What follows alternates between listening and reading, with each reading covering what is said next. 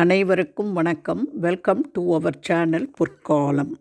கிருஷ்ண ஜெயந்தி என்று நாம் தவறாமல் உச்சரிக்க வேண்டிய செல்வ வளமும் வெற்றியையும் தரும் அதிசக்தி வாய்ந்த 5 மந்திரங்களை பற்றி இந்த பதிவில் பார்க்க போகிறோம்.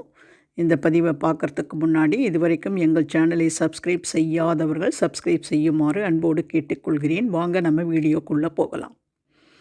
கிருஷ்ணர் அவதரித்த ஜென்மாஷ்டமி நாளில் அவரை நினைத்து விரதமிருப்பதும் சிறப்பு அலங்காரம், அபிஷேகம், மந்திரங்களை உச்சரித்து வழிபடுவதும் நல்லது.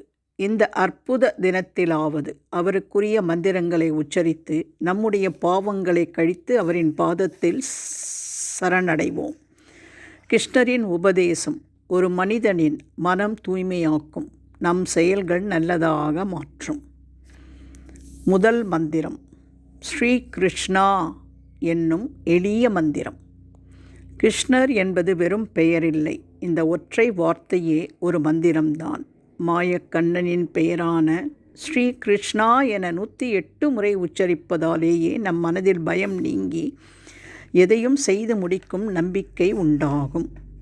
இரண்டாவது மந்திரம் ஓம் ஸ்ரீம் நம ஸ்ரீ கிருஷ்ண பரிபூர்ணத்மயே ஸ்வாஹா. ஓம் ஸ்ரீம் நம ஸ்ரீ கிருஷ்ண பரிபூர்ணத்மயே ஸ்வாஹா.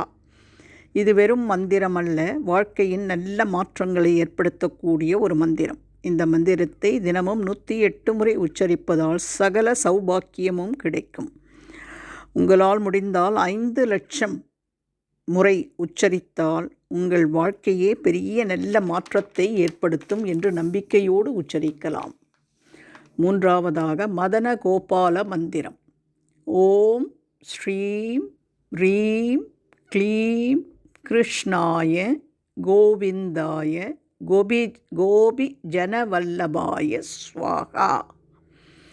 ஓம் ஸ்ரீம் ரீம் க்ளீம் கிருஷ்ணாய கோவிந்தாய கோபி ஜனவல்லபாய ஸ்வாஹா.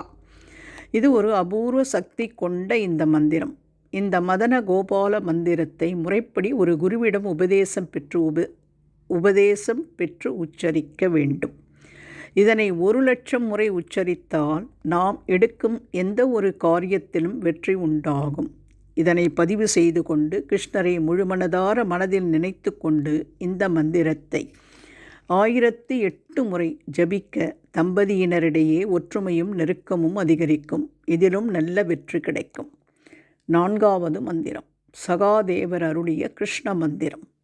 பஞ்ச பாண்டவர்களில் கடைசியானவர் சகாதேவர். மிகுந்த ஞானமும் ஜோதிடத்தில் வல்லுனரும் ஆவார். பகவான் கிருஷ்ணரை நினைத்து துதித்து எழுதிய மந்திரம்.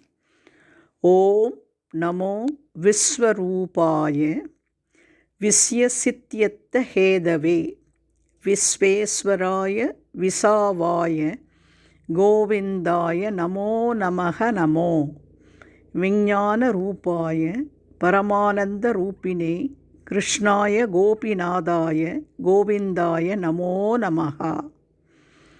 ஓம் நமோ விஸ்வரூபாய விஸ்யசித்யந்த ஹேதவே விஸ்வேஸ்வராய விசாவாய கோவிந்தாய நமோ நமக நமோ விஞ்ஞான ரூபாய பரமானந்த ரூபினே கிருஷ்ணாய கோபிநாதாய கோவிந்தாய நமோ நமஹா.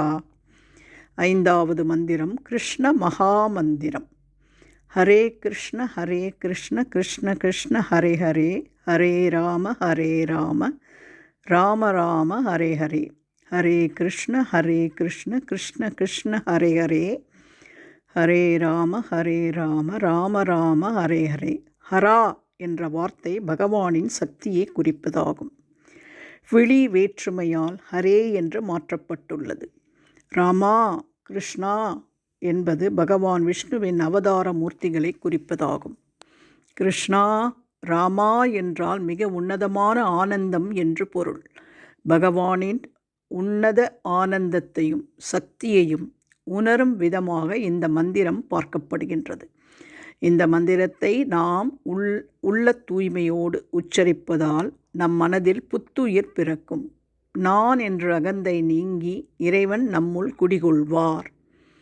இப்போது இந்த பதிவின் மூலமாக கிருஷ்ண ஜெயந்தி என்று நாம் உச்சரிக்க வேண்டிய 5 அதிக சக்தி வாய்ந்த மந்திரங்களை பார்த்தோம்.